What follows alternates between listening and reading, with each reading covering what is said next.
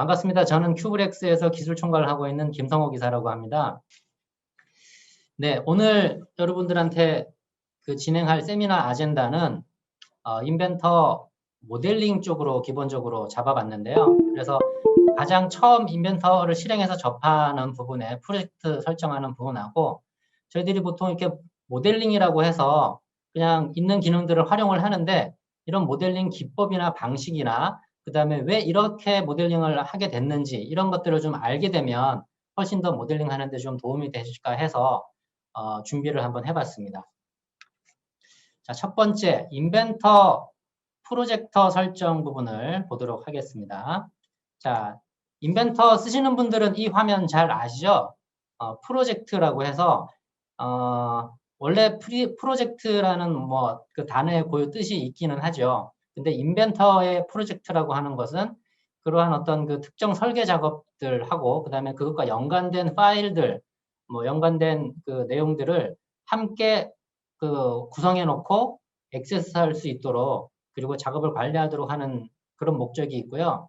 부품, 조립품, 그 외에 어떤 이런 표준품 라이브러리 이러한 것들을 하나의 어떤 그 프로젝트로 묶어서 업무를 좀 효율적으로 할 수 있게 해주는 거죠. 그래서 이 파일은 확장자가 IPJ로 생성이 되어지고 그 설계 데이터가 있는 쪽에 있는 경로에 저장이 됩니다. 그리고 저장된 경로에서 파일의 그 검색이나 또는 참조된 파일들을 볼 수가 있고요. 그리고 프로젝트 상에서 정의할 수 있는 항목들이 현재 그 파일을 편집할 폴더 그리고 파일을 저장할 때 유지할 수 있는 버전 번호 이거는 저장하고 나면 계속 인벤터는 기본적으로 버전이 조금씩 쌓이는 부분이 있는데 그것도 관리를 한다는 거고요. 그 다음에 컨텐츠 센터, 그 다음에 프로젝트 유형 이런 것들을 관리를 할 수가 있습니다. 자, 이 부분을 인벤터를 통해서 한번 보게 되면은요. 각각의 세션별로 보여드릴 것들을 제가 준비를 해놨던 건데 한번 닫아보겠습니다. 자, 프로젝트는 시작하기 그 리본 메뉴에 있고요. 여기서 프로젝트를 한번 들어가 봅니다. 그러면 제가 아까 캡처해서 보여주었던 것처럼 그 화면을 동일하게 볼 수가 있는데 창을 기본적으로 보통 이렇게 디폴트로 되어 있을 거예요. 그래서 이 디폴트 부분은 인벤터가 최초에 설치되어 있는 부분들이고 지금 제가 웨비나를 하기 위해서 웨비나 쪽으로 별도로 프로젝트를 만들었는데요. 자, 여기를 한번 활성화해서 보도록 하겠습니다. 자, 보시면 현재 위치는 어디냐? 폴더가 나오죠. 그래서 C 드라이브의 데모에 웨비나 인벤터 모델링 편에서 거기가 돼 있고 그 다음에 스타일 라이브러리라든지 이런 부분들, 그 다음에 재질 라이브러리 이런 것들은 이제 기본적으로 공용으로 쓰기 때문에 제가 건드려 놓지는 않았습니다. 그래서 참고로 그냥 보시게 되면 여기에 작업 공간이라고 해서 자주 사용된 하위 폴더 이렇게 있죠. 그래서 이거를 제가 한번 추가를 해보도록 하겠습니다. 자, 그러면 이렇게 찾아보기 버튼 눌러가지고 방금 제가 말씀드렸던 데모에 웹이나 인벤터 모델링 편이라고 프로젝트 만들어낸 그 폴더 안에 가면 제가 미리 만들어 놓은 폴더도 있고요. 여기에다 폴더를 추가하겠다라고 하면은 선택하고 새 폴더 만들기 하면은 나오죠. 그래서 여기는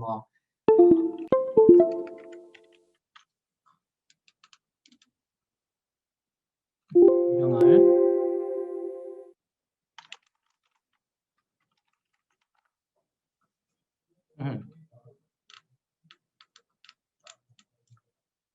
그다음에 부품으로 제가 한번 들어가 보겠습니다. 그러면 여기에다가 부품 이렇게 해서 하나를 추가를 하고 그 다음에 또 하나를 더 추가를 해보도록 하겠습니다. 이번에는 조립품 폴더도 이렇게 선택을 해서 만들어진 폴더를 추가하고 폴더명을 조립품 이런 식으로 이제 줄 수가 있는 거죠. 자, 그리고 제가 저장을 하고요. 네, 제가 종료 버튼을 한번 눌러 보겠습니다. 자, 이렇게 했을 때 파일을 열기나 새로 만들기를 했을 때 열기를 눌러보면 제가 아까 자주 사용된 폴더에다가 이렇게 지정한 부품 조립품 폴더가 있는 걸 볼 수가 있고요. 작업 공간으로 지정된 폴더에 제가 작업했던 파일들이 있는 거를 이렇게 보실 수가 있습니다. 화면으로 들어왔는데요. 여기 보시면은 자주 사용된 하위 폴더에 이렇게 추가해 놓은 내용들이 그 부품, 조립품 이렇게 추가해 놓은 부분들이 보이는 것을 알 수가 있습니다. 다시 한번 좀 설명을 드리면은, 네. 자, 정의 항목에 파일을 편집할 폴더라든지 유지할 버전 번호가 들어간다고 되어 있고 컨텐츠 센터 구성이라든지 프로젝트 유형을 잡는다고 되어 있죠. 그래서 지금 안에서 인벤터 내에서 보시게 되면 현재 프로젝트를 뭐 단일 사용자가 진행을 하는 건지 볼트를 설치했을 때는 뭐 볼트 사용자로 바꿔주시면 되고 그 다음에 현재 프로젝트의 메인 위치가 여기다라고 되어 있는 겁니다. 그래서 참고로 보여드리면 제가 아까 설명드렸던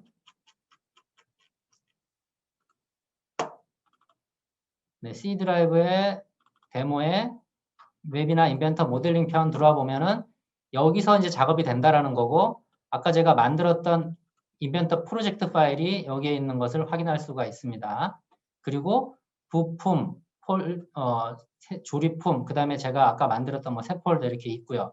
그리고 파일들을 만들 때 버전들이 저장된다고 했는데 제가 이 파일들을 쭉 만들면서 봤더니 올드 버전이라고 만들어지고 자동적으로 이렇게 파일들 뒤에 숫자가 붙어서 저장이 되어지거든요. 그래서 이거는 원본이 손상이 됐거나 실수로 완전히 지워버렸거나 했을 때 아니면은 뭐 인벤터가 부지불식간에 종료가 됐다든가 그랬을 때는 항상 내가 작업하는 인벤터 프로젝트 폴더의 그 하이 폴더에 있는 올드 버전을 들어가 보면 이런 식으로 파일들이 이전 버전들이 저장된 것을 확인할 수가 있습니다.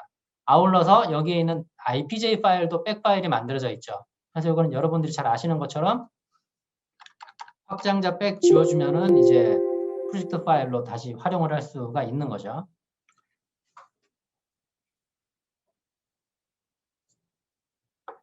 네, 이 외에도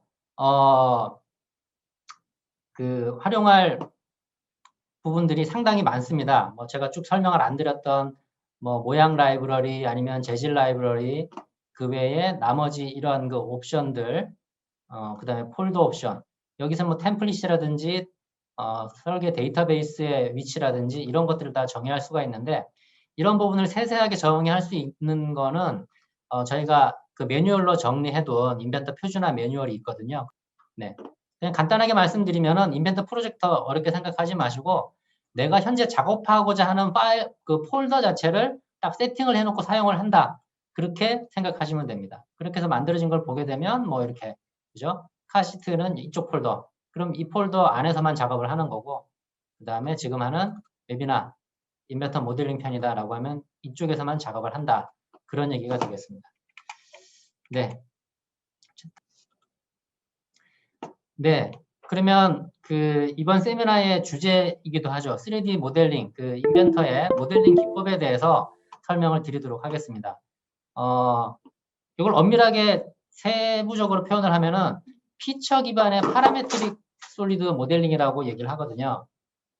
그래서 이렇게 뭐 피처, 그 다음에 파라메트릭, 그 다음에 솔리드 이런 것들이 무엇을 의미를 하는지를 하나하나 설명을 드리도록 하겠습니다. 네, 3D 모델링의 종류 이거는 많이들 이제 들어보셨을 거예요. 와이어프레임, 그 다음에 서피스, 그 다음에 솔리드 이렇게 보통 세 가지로 표현을 하죠. 그래서 그 중에서 오늘은 인벤터 모델링 중에서 솔리드 모델링 하는 쪽을 알아볼 거예요. 솔리드 모델링. 자, 그러기에 앞서서 잠깐 보시게 되면 자, 하나하나 한번 열어보겠습니다. 자, 그러면 와이어프레임은 뭐고 서피스는 뭐고 솔리드는 뭐냐? 그래서 와이어프레임은 뭐 흔히 말하는 그 말 그대로 와이어프레임인 거예요. 그러니까 엣지만 선으로만 모델링을 했기 때문에 지금 보시는 것처럼 이렇게 3D로 모델링을 했어도 어느 쪽이 안쪽 면이고 어느 쪽이 바깥쪽 면이고 그리고 어디가 면이고 이런 그 규정이 사실은 이제 없는 거죠. 그래서 앞뒤를 구분을 할 수가 없어요. 그 다음에 안쪽 면, 바깥 면을 구분할 수 없습니다. 근데 다만 보시는 것처럼 이렇게 각각의 와이어프레임으로 모델링이 되어 있는 것을 알 수가 있습니다. 자, 그 다음에 두 번째로 서피스 모델링은 그러한 그 와이어프레임들, 와이어들을 물론 이용을 하긴 하지만 그 와이어들을 하나하나 연결을 해서 만들어주는 어떤 그 개별 면인 거예요. 그래서 이 면과 면들이 만나는 요 포인트들이 있죠. 그죠? 점과 점, 그 다음에 면과 면의 엣지가 만나는 부분. 이러한 것들이 다 이제 수학적으로 계산이 되어야지 이게 어떤 하나의 뭐 모델로 이제 인식이 되어지는 건데, 이 면은 사실은 실제로는 존재할 수가 없습니다. 모델링이기 때문에 두께 0으로 표현을 하는 거죠. 그래서 이 면은 어디가 앞면이고 어디가 뒷면인지를 사실은 구분을 다 따로따로 해줘야지만 내부 최적이 발생을 합니다. 무슨 얘기냐면은 이 면에 그 바깥면과 앞면이 있다는 거예요. 그래서 이 면들의 그 육각면 안쪽으로는 다 안쪽 면인 거고 바깥은 바깥면 이런 식으로 이제 구분이 되어져야 하나의 최적으로서 인식을 할 수 있다는 거죠. 그런 예를 간단하게 설명을 들어보면, 네, 제가 원점 면을 가지고 한번 보겠습니다. 네. 자, 지금 보시면은 이거는 그냥 평면이긴 한데 색깔이 다르죠. 이렇게. 이쪽이 바깥면 쪽에 플러스 Z 방향인 거고 이쪽이 마이너스 Z 방향, 즉 안쪽 면인 거예요. 그래서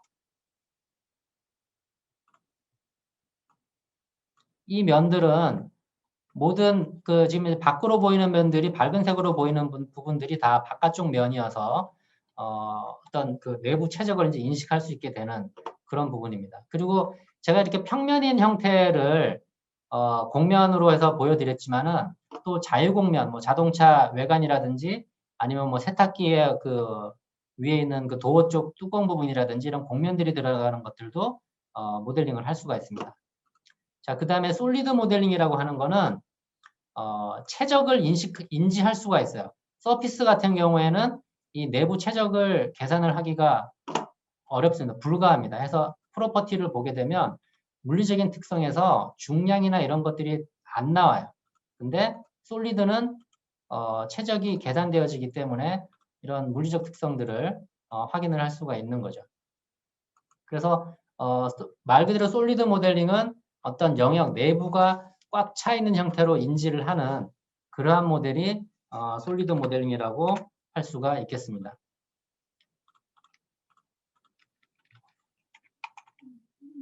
네, 그러면 이제 솔리드 모델링에서 이 솔리드 모델링을 표현하는 방식이 있어요. 그래서 CSG 방식이라는 게 있고 비랩 방식이라는 게 있습니다. 그래서 CSG는 어떤 그 구조 형태를 가지는 거고, 그 다음에 비랩 방식은 어떤 모델의 외곽이라든지 경계 라인들을 인지해가지고 모델로 인지를 하는 그런 방식인데요. 이것도 잠깐 보도록 하겠습니다.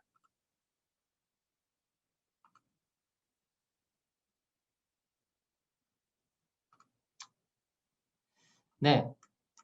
먼저 그러면은 이 부분을 보도록 하죠. 그래서 솔리드는 아까 말씀드렸던 대로 그 CSG 방식은 이러한 기본체, 뭐 육면체라든지 아니면 원기둥, 아니면은 이런 구, 아니면 이런 그 원뿔, 이러한 그 기본체를 가지고 부을 연산을 하는 형태로 해서 모델링을 합니다. 그러니까 모델을 더하고 빼고 그렇게 한다라는 거죠. 그리고 이 비랩 방식이라고 하는 거는 제가 얘는 현재는 솔리드 모델이지만 제가 면을 하나, 이쪽 면을 한번 이런 식으로 삭제를 한번 해보겠습니다. 면을 지워보면은 이런 식으로 네, 공면 모델이 된 거랑 동일한 형태로 지금 보시면은 공면 모델로 바뀌어 있죠. 다시 한번 볼까요? 네, 솔리드 모델이었다가 보시면 솔리드 본체가 이렇게 있다가 네, 면 서피스로 바뀌어지게 되면은 공면 모델로 이렇게 변경이 되어지게 됩니다. 그래서 이러한 그 비랩이라고 하는 거는 바운더리 리프레젠테이션이라고 해서 이런 면과 면의 경계가 되는 모서리들, 이러한 이 모서리가 이쪽 면에도 가지고 있고 이쪽 면에도 가지고 있는 모서리 간의 어떤 상관관계들, 이러한 것들을 계산을 해서 모델링을 하는 것이 비랩 방식이에요. 자, 그러면 지금 인벤터나 요즘에 대부분의 모델러가 쓰는 방식들은 CSG 방식과 비랩 방식을 혼용해서 사용을 합니다. 비랩 방식은 어떤 그 데이터 처리에 있어서 좀 빠르고요. 그 다음에 CSG 방식은 어떤 이런 부을 연산에 적합하기 때문에 이 두 가지 방식이 같이 혼용이 되고 있습니다. 그래서 부을 연산이라고 제가 표현을 했는데 그게 어떤 거냐 하면 파라메트릭, 부을 연산은 이런 그 솔리드 모델 덩어리들을 이렇게 겹쳐놓고서 내가 더하거나 빼거나 할 부분을 이렇게 이제 겹쳐놓고 그 작업을 해주는 거예요. 그래서 이 원본에서 얘를 도구로 해서 커팅을 해라, 잘라내라. 그럼 이렇게 이제 잘라지겠죠. 네. 그럼 부을 연산 중에서 얘는 어떻게 되는 건가요? 차집합인 거죠, 그죠? 그럼 다시 한번 보겠습니다. 다시 한번 이번에는 부을 연산해서 합집합으로 한번 해볼게요. 합집합으로. 그러면 얘가 이제 하나의 모델이 되는 거죠. 이런 식으로. 자, 이해됐죠? 그죠? 그 다음에 반대로 교집합을 하게 되면, 교차되는 부분만 이런 식으로 이제 남게 됩니다. 자, 이게 바로 부을 연산이고요. 이러한 부을 연산을 우리가 3D 모델링을 하면서 그냥 무의식적으로 사용을 하지만은 그 뒷단에서 이런 모델러들이 부을 연산을 하는 거예요. 예를 들자면은 이쪽 면에 저희가 보통 스케치를 하잖아요. 그죠? 스케치하면서 뭐 이런 형태들을 만들고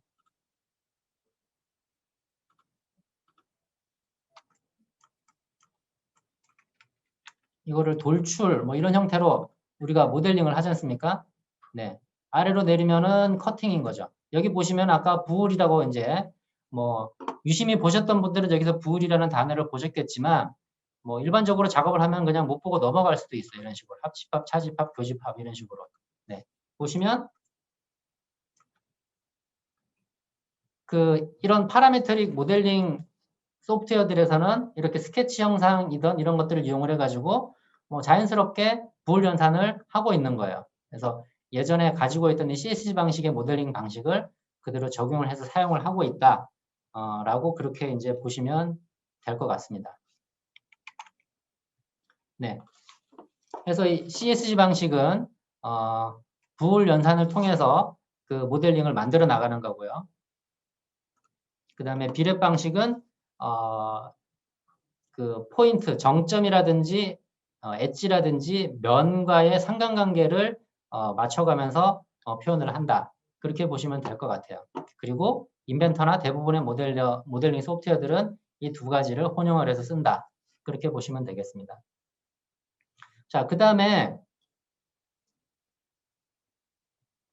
인벤터 화면에서 피처라는 것도 아마 보셨을 거예요. 그래서 피처는 어떤 거냐? 인벤터에 보시면은 네, 지금 보시면은 피처가 크게 이렇게 구분이 되어 있습니다. 작성 쪽에 피처가 있고요.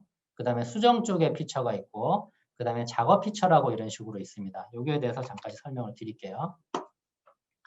그래서 이런 여러 가지 형태의 피처들이 있는데 스케치된 피처, 배치된 피처, 작업 피처 이렇게 표현을 합니다. 그래서 이 부분은 조금 이따가 알아보고요. 이러한 그 피처들은 변수 값을 가질 수가 있어요. 4개 변수와 그 다음에 피처들이 모자 관계, 그러니까 차일드 페어런트 관계를 가지면서 모델링이 되어지는데 이 부분을 제가 조금 설명을 드릴게요.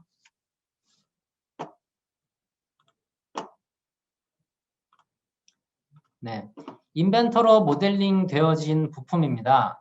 자, 지금 보시면은 돌출 피처, 목깎이 피처, 또 돌출 피처, 뭐 목깎이 피처, 돌출, 그 다음에 구멍 피처 이런 식으로 피처로 구성이 되어 있어요. 그래서 피처라는 거를 뭐 단어를 찾아보시면 뭐 용모 이런 그 어떤 개인을 특정화할 수 있는 어떤 특징 이렇게 표현이 되어 있는데 왜 그렇게 표현을 하냐 하면 아까 이 CSG 방식에서 부을 연산을 할 때는 뭔가 구분이 없잖아요. 그죠? 그런 형태들을 다 모델링을 일일이 한 것들을 갖다 놓고 했어야 되는데 피처라고 하는 거는 내가 어떤 형태인지 그리고 어떤 값을 갖고 있는지를 알고 있다라는 거예요. 그래서 여기 있는 뭐 구멍 피처를 한번 볼게요.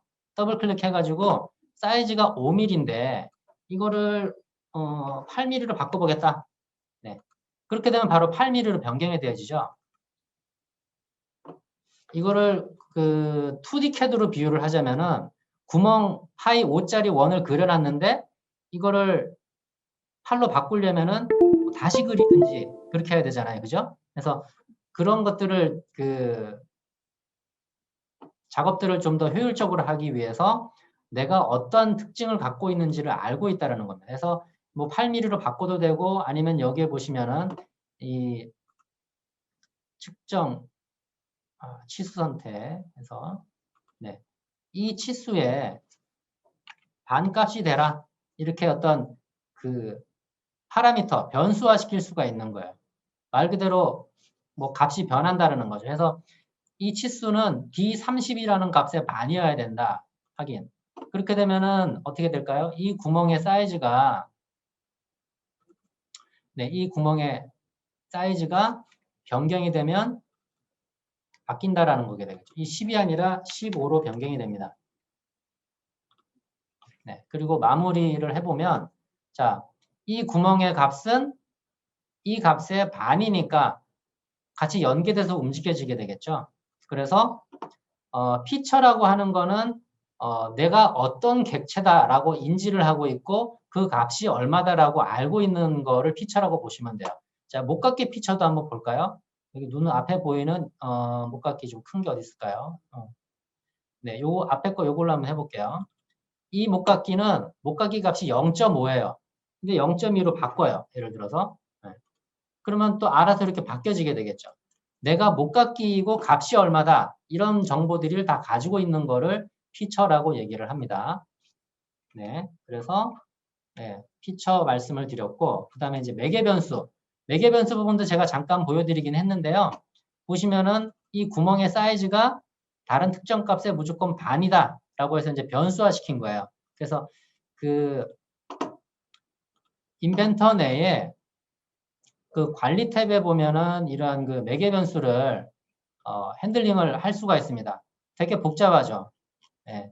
근데 이거는 어떤 기반을 가지고 작업을 하다 보면은 오히려 활용하기 쉬운 형태가 되어집니다. 그래서 이 스케치 부분을 한번 볼게요. 자, 여기도 제가 값을 좀 크니까 좀 줄여놓고, 자, 여기도 보면 5.25라는 값, 그 다음에 1.935라는 값이 같은 값이고, 이게 항상 같이 움직인다라고 하면은 이 값은 이 값은 얘랑 동일한 값이다. 그죠? 그렇게 해놓고 나서 이 값을 2mm 바꾸면 같이 움직이죠. 네. 이렇게 줄 수가 있어요. 그러면 이렇게 해서 어떤 뭐 변수들을 줘놨다라고 했을 때 어떻게 연관되어 있는지를 모를 수가 있죠. 그걸 일일이 찾아야 되니까. 그럴 때는 이 빈 그 화면 영역에서 마우스 우클릭한 다음에 치수화면 표시를 표현식으로 바꾸면 됩니다. 표현식. 그러면 이렇게 수식이 나와요. 그래서 D37은 D40이랑 같네? 그럼 D40 여기 있죠. 그죠? 이렇게 볼 수가 있는 겁니다. 여기도 마찬가지로 뭐 얘는 이 값이랑 같고 그 다음에 이 D36은 D34랑 같고 그러면 하나만 바꿔주면 네, 같이 이렇게 따라서 움직여지게 되는 거죠. 자, 뭐 파라미터라는 것도 변수라는 것도 제가 간단하게 설명을 드렸는데요. 이걸 좀 더 보자면 매개 변수를 보자면 인벤터 도움말의 매개 변수라고 치시면 이렇게 그 도움말을 볼 수가 있어요. 그래서 도움말 내에서 이런 매개 변수를 그 어떻게 적용을 하는지 그 다음에 그 매개 변수에는 어떤 값들을 넣을 수가 있는지 그런 정보들을 확인할 수가 있습니다. 제가 한번 볼까요? 매개 변수에 들어갈 수 있는 함수 뭐 이런 더하기 빼기 곱셈 뭐 퍼센트 나누기 제곱 다 들어가고요. 그 다음에 이러한 그 삼각함수 그 다음에 다양한 값들을 다 인식을 할 수가 있습니다. 뭐 파이도 pi라고 입력을 하면은 이 값이 그대로 인지가 돼서 입력이 되어지는 거예요. 그래서 다양한 변수들을 이용을 해서 모델링을 할 수가 있고 그 다음에는 방정식 곡선도 생성을 할 수가 있습니다. 자, 이거는 그 도움말로 제가 잠깐 대체를 한번 해볼게요. 이 비디오에서는 방정식 곡선을 작성하고 사용하는 방법을 보여줍니다. 네. 방정식 그 남자 곡선은 성우 목소리가 사용자 되게 정의 좋은데요. 좀 넘어가서 보시게 되면 그 수식을 미리 작성해둔 방정식을 방정식 필드에 복사하여 붙여넣겠습니다. 네. 이것은 복사해가지고 익형에 대한 방정식입니다. 해당되는 항목에 붙여 넣게 되면은 곡선은 거기에 방정 따르는 이런 파일을 곡선들을 닫습니다. 생성을 할 수가 있어요.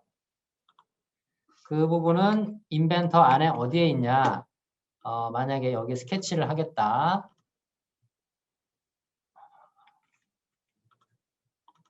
스케치. 네, 단축키로 쓰겠습니다.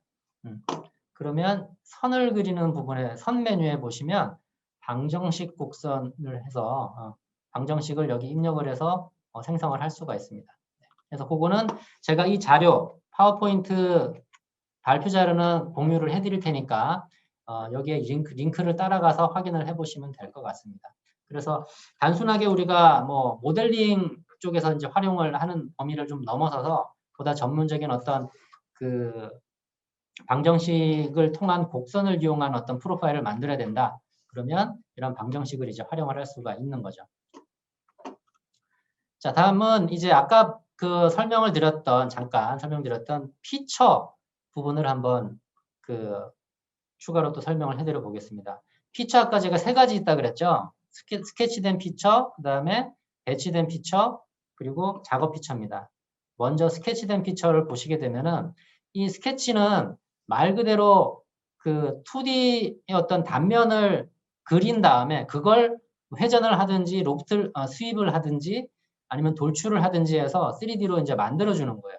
그러다 보니까 이 어떤 그 모델을 그리기 위한 어떤 그 스케치 자체를 형태를 정의할 필요가 있겠죠. 그 형태를 정의하는 거를 구속 조건이라고 표현을 하는데 그 구속 조건이 2가지가 있어요. 기하 구속하고 치수 구속. 그래서 그거에 대해서 한번 설명을 드리도록 하겠습니다.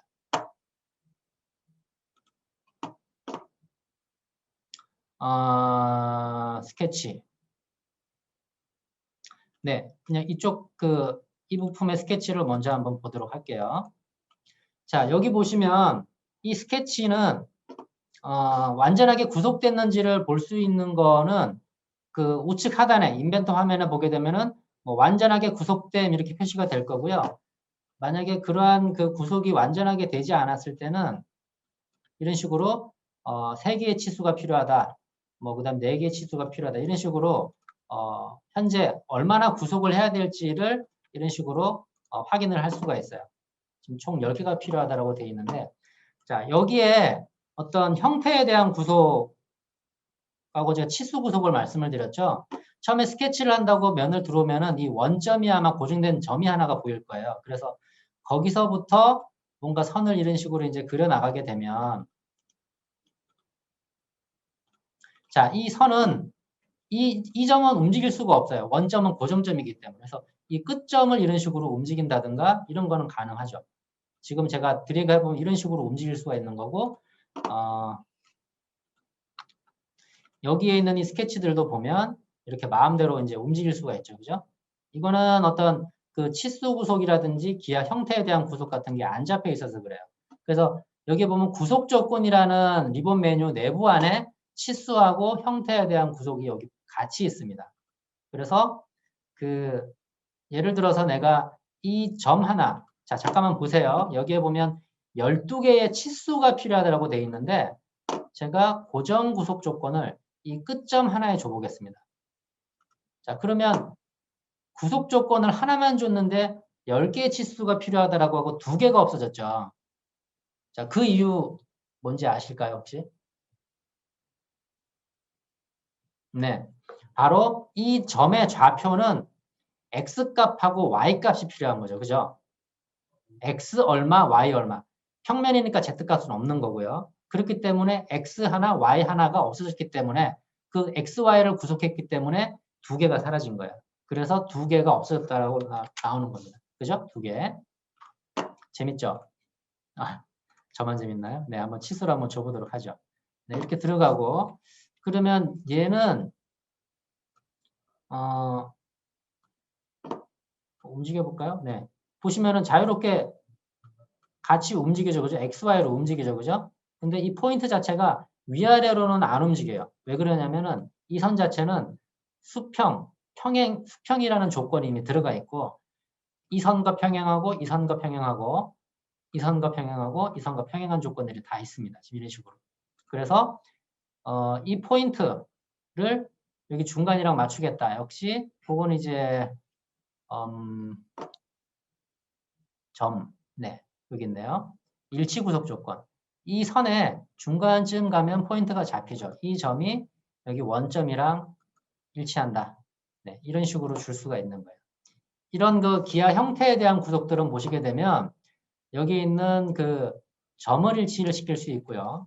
그 다음에 어떤 이러한 그 선이 있을 때 선의 일치. 자, 이 선을 기준으로 일치시켜라. 이런 식으로 일치가 되어지는 거죠. 동일한 라인상의 존재를 하는 겁니다. 그러면 이 선은 이쪽으로는 움직일 수 있겠죠. 그죠? 위아래로는 마음대로 이렇게 양옆으로는 못 가는 겁니다. 얘가 고정이 되어 있기 때문에. 그래서 이런 게 그 형태에 대한 구속이 기하 구속인 거고요. 그걸 대신해 주는 게 치수 구속입니다. 자, 보시면 아까 말씀드렸다시피 이 점을 이렇게 고정을 이렇게 해도 되고요. 그 점을 고정하는 대신에 치수를 가지고 값을 줘도 된다라는 거죠. 자, 80이고요. 얘가 중간을 기준으로 해서 좌우 대칭이다. 그랬을 때는 equal. 이거는 뭐 반지름이 같든지 길이가 같든지 그런 걸 줄 수가 있어요. equal. 이 선의 길이와 이쪽 선의 길이가 같다. 네, 그러면 이렇게 딱 그 값에 정해져 있기 때문에 고정되는 부분에 대해서 색깔이 이렇게 변하는 거죠. 그 다음에 아까 봤던 동일선상 조건으로 이 두 개를 동일선상 조건을 주게 되면 이미 조건이 있다라고 나오네요. 그러면 얘가 움직이면 옆에도 같이 따라 움직이는 거죠. 네. 이게 그래서 형상에 대한 구속, 그게 기하 구속이고요. 그 다음에 치수를 통해서 구속하는 거를 치수 구속이라고 얘기를 합니다. 그래서 이 두 가지 구속 조건을 해서 완전하게 구속을 해야지만 이제 정확한 모델링을 할 수가 있는 거예요. 이게 구속이 되지 않은 상태에서 이후에 게 모델링이 들어가면 얘가 뭐 인위적으로 움직였을 때는 이렇게 모델링 오류가 날 수가 있게 되겠죠. 네, 그렇게 해서 구속 조건의 기하 구속과 치수 구속에 대해서 알아봤습니다. 인벤터 내에는 뭐 구속 조건을 도대체 뭘로 해야 될지 모르겠다. 그러면 전체 그냥 선택을 하고요. 여기에 자동 치수 구속이 있어요. 자동. 그래서 치수도 구속할 수 있고 구속 조건. 이거는 이제 기하 구속인 거죠. 그거를 자동으로 이런 식으로. 뭐 좀 엉뚱하게 나오긴 하지만 이런 식으로도 할 수가 있습니다. 네, 참고하시고요. 네, 그래서 스케치된 피처 쪽에서 스케치 관련해서 알아봤고요. 여기서 팁을 하나 좀 더 드려볼게요. 스케치할 때 좀 활용할 수 있는 팁이라고 해야 될까요? 그 부분을 잠깐 보겠습니다.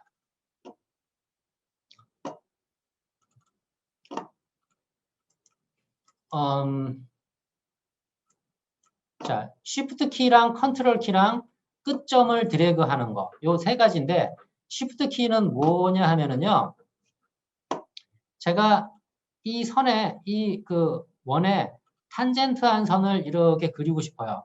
그럼 일단 그려놓고 나서, 그죠? 그려놓고 나서 구속 조건을 탄젠트 이렇게 주겠죠. 그럼 또 끝점, 이런 식으로 줄 거 아니에요. 그죠? 근데 그렇게 주는 게 아니라, 선을 그리는데, 그냥 제가 이 원에 이렇게 동그란 포인트가 따라다닐 때 이때 그 마우스, 키보드의 Shift 키를 누른 채로 Shift 키를 눌러요. 그리고 이 선에 점이 따라다니는 이 위치에서 마우스 버튼을 누른 채로 이렇게 움직입니다. 마우스 버튼을 누르면은 탄젠트한 조건을 그대로 따라오면서 선을 그릴 수가 있어요. 이렇게. 그리고 선을 그릴 끝점 위치에다가 마우스 눌렀던 버튼을 놓으면 이런 식으로 선이 그려집니다. 다시 한번 보여드리면 선을 그릴 때 그냥 여기서 클릭하는 게 아니라 Shift 키를 누른 채로 클릭.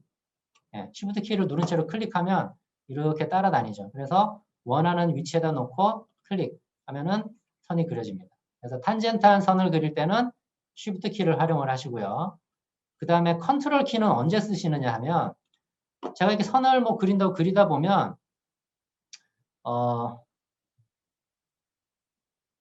이 선에 대해서 보시면 평행 조건이 이런 식으로 자동으로 구속 조건이 들어가죠. 그죠? 아니면 수평이라든가. 내가 근데 이런 평행 조건을 넣고 싶지 않아요. 그릴 때. 살짝 빗나가게 하고 싶다. 그러면 컨트롤 키를 누르고 움직여 보면은 상대 구속 조건들이 안 잡힙니다. 그래서 구속 조건을 자동으로 걸리지 않게 이렇게 그릴 수 있어요. 제가 지금 컨트롤 키 계속 누르고 있는 거고요. 이제 컨트롤 키 띱니다. 띄고 나서 이렇게 보면은 이 선에 대해서 뭐 지금 보시면 여기 평행 조건 이런 식으로 들어가지죠. 그죠? 그 다음에 또 이렇게 하다 보면은 평행 조건 뭐 들어가지고 그 다음에 네, 이 선도 평행 조건 들어가고 이런 식으로 조건들이 먹잖아요. 근데 이렇게 구속 조건을 안 넣고 싶다. 자동으로. 그러면 컨트롤 키를 눌러주면 컨트롤 키를 누른 채로 움직입니다. 네. 그러면 지금 보시는 것처럼 네, 조건을 먹지 않습니다. 네. 네, 이렇게 쓰시면 될 것 같고요. 자, 그 다음에 끝점 드래그는 뭐냐 하면 키홈이라든지 이런 그 슬롯을 그릴 때 좀 유용합니다. 그래서 선을 이렇게 그리고 그 다음에 선의 끝점 지금 그리고 있습니다. 선 명령으로. 그때 누른 채로 드래그를 하면은 이런 식으로 홀을 그릴 수가 있어요.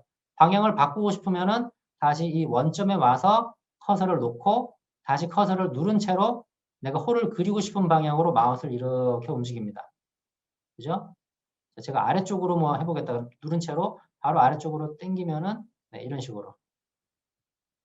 그래서 누르고 홀을 이렇게 그리고 놓고 또 여기서 네 끝점 찍고 드래그해서 드래그가 안 됐네요. 드래그해서 놓으면은 네, 바로 쉽게 이런 탄젠트 구속 조건까지 같이 들어간 슬롯을 쉽게 그릴 수가 있습니다. 자, 네, 끝점 드래그 네, 보셨죠? 자, 그 다음에는 이제 인벤터가 2020 버전에서는 이거 한번 지어볼게요. 제가 사각형을 그렸는데 이런 식으로 뭐 사각형을 그렸거나 아니면 원을 그냥 인위적으로 여기다가 이렇게 그려도 얘를 돌출을 하게 되면 이 프로파일 영역을 이런 식으로 자연스럽게 경계를 이렇게 인식을 할 수가 있어요. 근데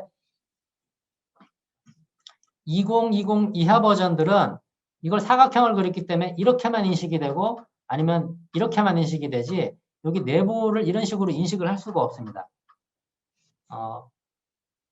물론 업그레이드 하시면 좋지만 그렇지 못할 경우에는 어떻게 하시냐 하면 이거는 이제 예전에 그래서 예전 버전 사용할 때 썼던 기능이에요. 그러니까 이 인벤터 스케치에 보면은 점이 있거든요. 점. 그래서 이런 십자점이 아니라 그 형식 표시 형식에서 이렇게 그냥 끕니다. 십자점이 아니라 그냥 이런 포인트가 되게 그렇게 해서 교차되는 부분에 이런 식으로 점을 찍어주면 이렇게 그린 것처럼 인식이 돼요. 실제로 선이 끊긴 것처럼 인식을 해서 이거를 돌출 이렇게 하게 되면은 이런 식으로 이제 인지를 하게 됩니다. 네. 2020 이하 버전에서 2020 이상에서는 그렇게까지 하실 필요가 없는데 혹시라도 이하 버전 쓰시는 분들은 이런 포인트를 활용을 하시면 되겠습니다.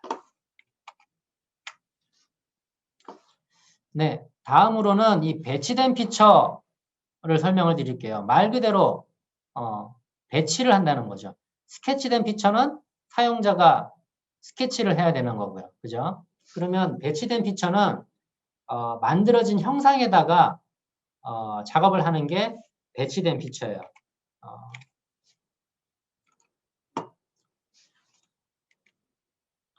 네, 이 부품을 가지고 다시 한번 볼게요. 이거 저장 안 하고 다시 한번 열어서 보겠습니다.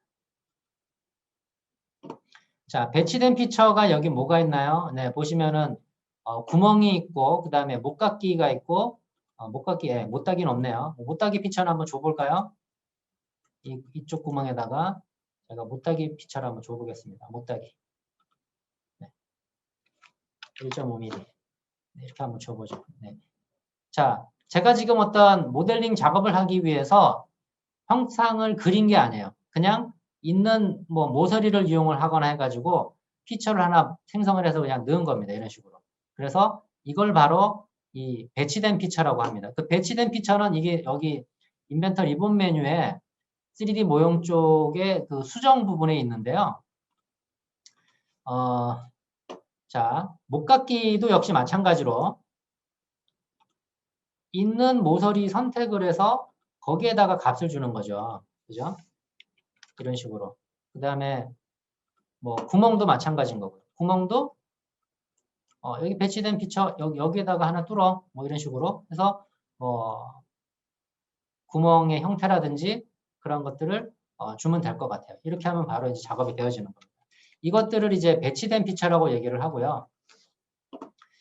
이런 배치된 피처를 모델링을 할 때 조금 주의해야 될 거라고 할까요? 특히나 목깎이나 못따기 같은 경우인데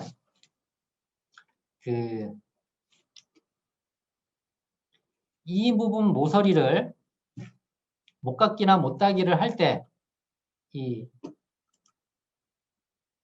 모델이 깎여져 나가는 쪽을 대부분 이쪽을 먼저 모델링을 하는 게 좋습니다. 그리고 나서 그 다음에 이런 모서리 같은 경우에는 이제 살이 붙어야 되는 모서리인 거죠, 그죠? 이런 부분을 나중에 해야 되고 그런 어떤 순서적인 부분들이 존재를 합니다. 근데 요즘은 그런 걸 굳이 크게 뭐 계산을 않고 동시에 못따기를 하거나 못깎기를 해도 자연스럽게 이제 모델링이 이제 계산되어서 되는 경우들이 많습니다만 만약에 모델링이 자동적으로 안 될 때는 못깎기 했던 뭐 피처의 순서를 바꿔서 작업을 해보시면은 해결이 되는 경우들이 있어요. 그래서 그런 거를 이제 참고를 해보시면 될 것 같아요. 자, 그러면 이 배치된 피처 설명을 하면서 조금 더 하나 부가적으로 한번 설명을 드릴 게 있는데요. 작업을 하다 보면 작업한 순서가 이렇게 뒤바뀌는 경우들이 있어요. 순서를 조절을 해야 돼요. 아까 이 부분에 대해서 잠깐 설명을 좀 못 드리긴 했는데 이 모자 관계 부분입니다. 페어러드 차일드 부분. 제가 여기서 이 구멍, 돌출한 거를 이 목깎이들은 보통 나중에 작업을 하기 때문에 이 돌출한 것들을 이 목깎이 위쪽으로 좀 올리고 싶어요. 돌출 아래쪽으로. 근데 지금 안 올라가죠. 왜 안 올라가는지를 봤더니 이 스케치를 자세하게 보니까 이 스케치를 보니까 모델링이 잘못됐어요. 뭐냐 하면 지금 가운데 있는 이 구멍의 중심점이 이쪽에 라운딩을 필렛을 주고 난 모서리의 센터 포인트로 잡혀 있어 가지고 이게 정확한 위치가 아닌 거죠. 지금 보니까. 네, 그래서 그걸 제가 한번 수정을 해보도록 하겠습니다. 사실은 이 모서리를 이용을 해서 해야 될 게 아니라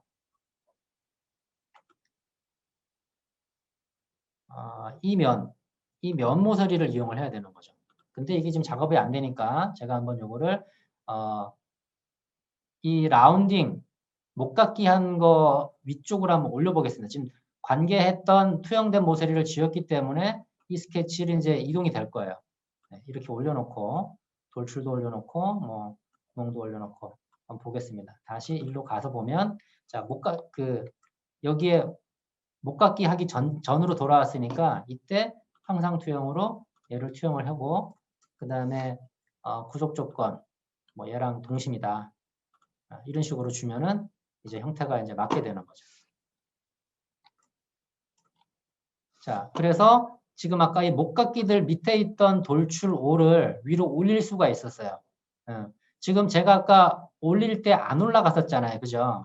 그럴 때는 안 올라갔던 원인이 뭔지를 보고 찾아서 그걸 해결하면 되는데 지금 제가 해결한 거는 이 목깎이 5번 밑에다가 목깎이 5번의 모서리를 이용을 해서 스케치를 했기 때문에 그 위로는 못 올리는 거죠. 즉 부모가 있어야지만은 그 자식이 있듯이 부모 위쪽으로 피처를 올릴 수가 없는 겁니다. 그래서 그런 부분들은 모델링을 할 때 참고를 해주시면 되겠습니다. 그거를 이제 뭐 영문으로는 페어러드 차일드 이렇게 되어 있어요. 그래서 표현을 모자 관계 이렇게 표현을 합니다.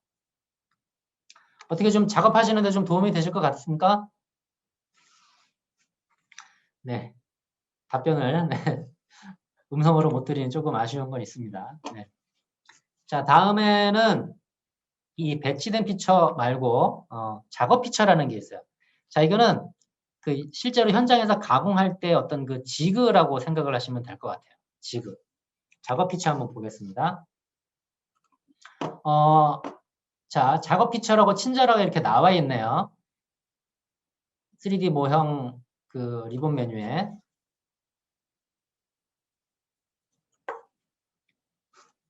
자, 제가 작업을 하다 보니까 이 부품의 중앙 부분에다가 뭔가 스케치를 하거나 해서 형상을 추가를 하고 싶어요. 그러면 이 중간에 스케치를 할 수가 없죠. 스케치는 2D 스케치는 어떤 평면에 있어야지만 거기에 스케치를 할 수가 있잖아요. 그럴 때 필요하다면은 중간에다가 작업 평면을 만들고 거기에다가 스케치를 하면 됩니다. 그래서 작업 평면 만드는 방법은 중간에 만들려고 하면은 대칭이 되는 면을 각각 하나씩 선택을 해주면 됩니다. 이런 식으로. 그러면 중간에 바로 작업 평면이 만들어질 거야. 자, 그 다음에 여기는 또 뭐가 있을까요? 예. 45도 평면이 필요하다. 이 면과 이 면에 45도 평면이 필요하다. 그 중간 면이. 자, 그러면 이런 식으로 중간의 면이 만들어지죠. 이런 식으로 그 면들을 이용할 수가 있고요. 그 다음에 나는 이 모서리 이쪽 평면에서 한 뭐 50mm 떨어진 쪽의 평면을 만들고 싶어. 그러면 작업 평면 명령을 실행하고 면을 선택해 주면 됩니다.